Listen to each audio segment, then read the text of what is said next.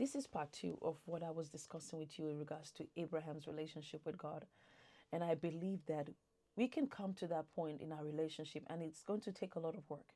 It's going to take a lot of sacrifices for us to be in a relationship with God where God will let us, number one, know what He's trying to do on the earth, even in this day and age, and also where we can negotiate with Him if we're interceding for on behalf of a family member or someone that is living in sin.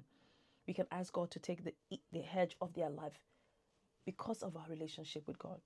Abraham asked God in verse 25, says, "Far be it from you to do such a thing as this, to slay the righteous with the wicked, so that the righteous should be as the wicked. Far be it from you. Shall not the judge of all the earth do right?" And the Lord said, "If I find in Sodom 50,000 or 50 righteous within the city, I will spare all that place for their sake." Wow, what a powerful. There are two things that I want to pick up from that verse, verse 26. So, because of the cry of the righteous people in a city can be spared. Two, God is willing to hear our cry, and He's willing to negotiate with us. And, if we intercede on behalf of a nation, of a person, He's willing to listen to us.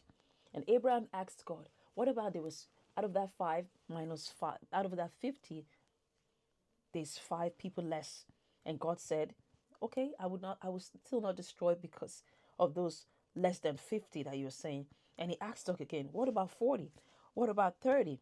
What about 20? What about 10? And God says, I will not destroy that city because of those 10 righteous people. So living in righteousness in a city, in a country, is critical because the life of the righteous is important to God.